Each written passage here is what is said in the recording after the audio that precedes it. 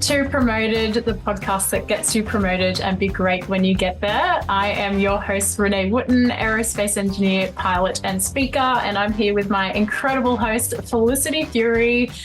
She is the founder and CEO of We Aspire. Today, we have a hot topic, which is... how do you lead your peers and friends after you've been promoted to a leadership role, which can be a bit of an awkward one? So imagine you've been in your role for a couple of years, great mates with your team members, maybe you socialise, maybe you have a bit of a footy tipping competition, or you go to the pub on a Friday. And then amazing news, you've been promoted, but that kind of changes the dynamic of a lot of those friendships.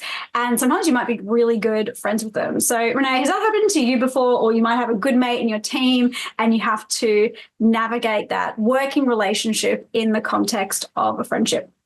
I think that whilst it hasn't happened directly with single peers or friends, it has definitely been an internal conversation where I have had to elevate or change the way that I approach the way that I work in the workplace in order to kind of step into that leadership role and feel comfortable to kind of ask for different things or work with my team in a different way. And I definitely experienced that going from, a senior management role into an executive role where I had to lead a team. And I found that transition incredibly challenging. I was like, gosh, I'm only 29. Like now I'm building a team, I'm leading people, and I've never done this before. And in both of the roles where I've had to kind of build a team with me, generally the people I'm working with are older than me, and that has been the most interesting kind of dynamic for me to navigate. I still remember when I stepped into my first leadership role where I, actually had direct reports. One of them was at least 10 to 12 years older than me. And I still remember I went to meet her in person for the first time and she called out across the whole floor, "Look, everyone, it's my younger boss here." And I was like, I already felt so awkward about it, and I was trying to process that and just step into the role and be the leader that I had been promoted into. And then in that moment, I was just like, I feel seen. What about you, Felicity? Talk me through that. Oh, I think I'm such a people pleaser and I want to be friends with everyone. So that definitely, I think, it's such a default way for me to be, is I want to be friendly and I want everyone to like me, and definitely some childhood trauma around bullying or something is coming into play there. Yeah. So it's something that I'm really aware of, and I've certainly had that where I've had to manage people that are much older than me, and I found that quite challenging. Particularly, I remember one lady, she was probably in her 50s and she had so much experience, and the way she spoke to me, I had to ask her to do things, and it was so hard, just the look on her face. And that's the thing, right? It's not only you stepping into that and feeling comfortable and confident to do that, it's people's acceptance of you taking that role too. Yes. And if they undermine you or they don't respect you, it can be an absolute disaster. Yes, it was really tricky. But, I think in those situations, that's where you learn the most, because you go, the usual tools in my toolkit of, being nice to people or great with people, that's actually not going to get me through and see me through the day. So I actually need to now come up with some new tools and strategies. So they're always great learning opportunities, reframe to something positive. But it did really help actually go, oh, wow, I've never encountered this. I've not thought about this. And yeah, certainly there are a lot of friends that I've had within workplaces, and then it has been tricky when you have to have those difficult conversations. I think something that's helped me is, even, this kind of speaks to any performance conversation, is there might be a behavior that you don't like. And often it's easy to be like, oh, I don't like Sandra. Just totally make that name up. I don't like Sandra.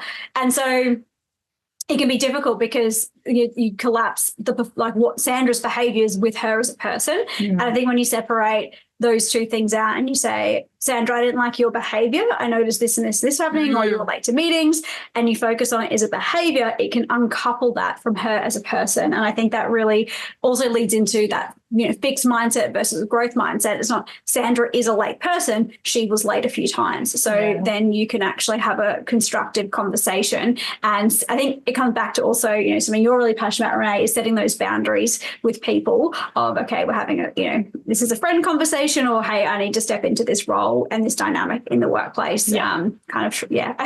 Maybe it's so relevant because I do run We Aspire with my husband, Michael. So we are often setting those boundaries between, okay, we're going to have a conversation about parenting. We're going to have a conversation about running the business. Okay, we're going on a date now. So we have a lot of different boundaries or expectation setting conversations that we talk about. Which is, I'm just laughing at all the conversations that we've had around performance and things like that over the many years of working together. So interesting. And I guess this comes back to, how do you get your peers to follow you? And that's obviously a great tool and resource that you've built with your husband around just communicating really clearly, but stepping into almost each of those personas to be like, this is the role that we are now going to take together. This is the topic. And if I think about, giving feedback as a great example, then there's so many ways that you can do that in an incredibly constructive way that takes away the personal kind of negative feedback that you might have to deliver and make it fixate on the actual issue at hand, not the person specifically. So a great example of that might be the behavioural piece that you just pointed out there. But really being quite cognizant that when you're going to have difficult conversations or hard conversations, you really have to kind of fixate on what the actual issue is rather than the person. Because that can be a really great way to lose trust immediately, as if you make it personal. Yes. But I think in terms of stepping into that leadership role, do you have some tacks or some tips that you could offer for our listeners? I think really acknowledging that there has been a change in that dynamic is powerful to go, hey, we used to operate like this, or this is how things used to roll. Okay, now there's been a change, and acknowledging that and being upfront about that conversation and even taking that time to go, look, it has been a change. Let's kind of reset those expectations, or going, things are going to be a bit different now because this has happened. Let's actually sit down and collaborate on this and work together on it. And I think it's hard. Definitely harder. The first time you do something is always often really tricky. And so that I think has helped me particularly. Like I remember when running Power of Engineering, we had someone who was volunteering within the organization, and I worked with them, and they were in my direct team. I might have spoken about this in the podcast before, and they weren't performing well. So we had to have a performance conversation. We set out a really clear plan and said, here's, what we expect, set deadlines, timeframes, wasn't achieved.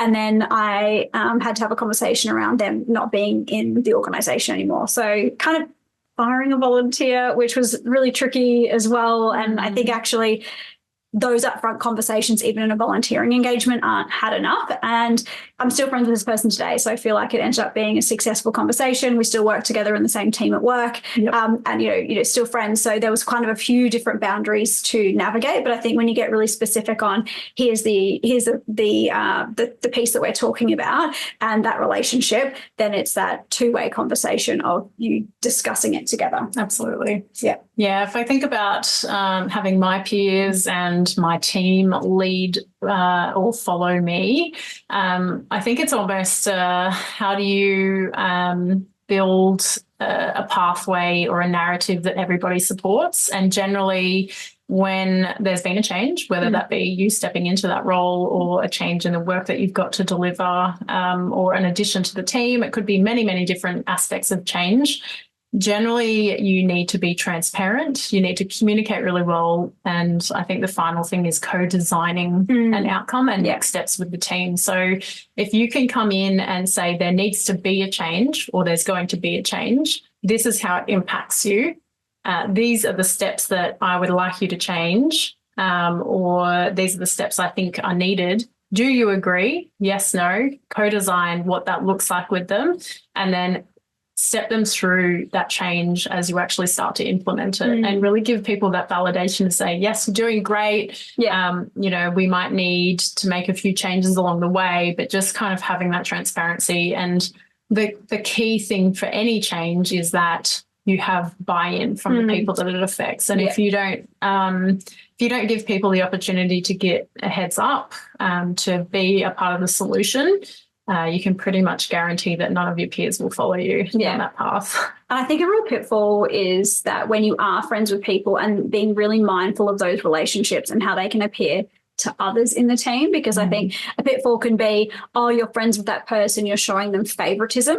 And then how does that reflect with everybody else in the team that's also seeing that unfold? And I think that speaks a lot in leadership is you get an underperformer, and how you interact with that underperformer is seen by the whole team, and then how you navigate that situation can then really affect the top performers as well. And if you have an underperformer and then you're spending lots of time and resource and energy trying to get them to perform, it can also feel like, well, I'm doing a great job, why aren't you kind of spending that time with me? Why are you spending your time with that person? So I think there's a dynamic there too, and I'd be curious to hear how you might navigate this, Renee, where there is someone where you want to be friends with them, or you are friends with them, but then you don't want to show that there's favoritism there. What would you do in that situation, Renee? Oh, I think being situational aware is, your biggest friend in situations like this. And I think that you have to be quite cognizant and take action to make sure that you're operating with equity and being fair.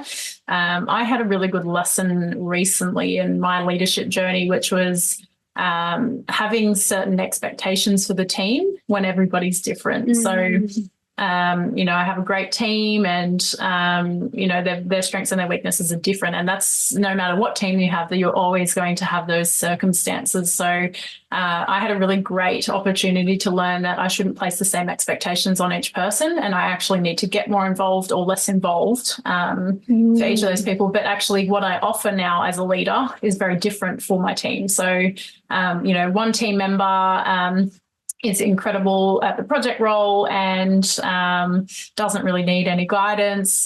So we really focus on how do we take his skills to the next level, and how do we kind of make that person more well-rounded, what's kind of next for them, so planning ahead in their development, and then seeking out the skills and the training to be able to support them. Whereas another colleague of mine, we really focus on, just building the skills required to deliver projects, and then they've got some other incredible skills where I'm learning quite a significant amount from them as well. So, but we focus on the now with them, rather than looking ahead as intently as I do with other people in my team. So, I think that was a really great lesson for me, is you need to flex as a leader, and you can't have expectations. You need to understand what you're working with, who you're working with, what they bring to the table, and then how do you leverage that the best. And that is what a phenomenal leader does. They don't make favorites. They get intimate and know their team well, and use that to help the broader team. Yeah, I think that's one of the biggest misconceptions about leadership, and certainly something I had as well, was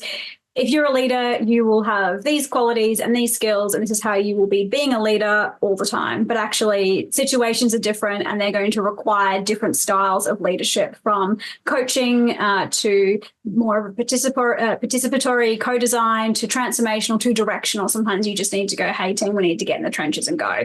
And it's different per person. And even recently, actually just on the weekend, speaking to my husband about this, he interviewed a talent manager within a football team, and he talked about, my husband's trying to get a framework and figuring out what's kind of the methodology behind it. And I think maybe as engineers, you might relate to this, Renee, where you're just like, okay, what's the process? How can I find the pattern? How do I fit that in? And this talent manager was saying, well, actually, you can't. You just, in his circumstances, he said, you can't just apply 1 or 10 things. It's different for every single person. And I think that is the job of the leader, is to take that time to really nurture and understand your peers and each person in the team, of, like you said, those strengths and weaknesses, how you can leverage that the best, and actually, work together as a team. Absolutely. Well, thank you for joining us today. We hope that this has helped you understand how you can lead your peers and be a leader within a workforce, within your team, or even at home. Thanks for listening, and you're listening to the Promoted Podcast.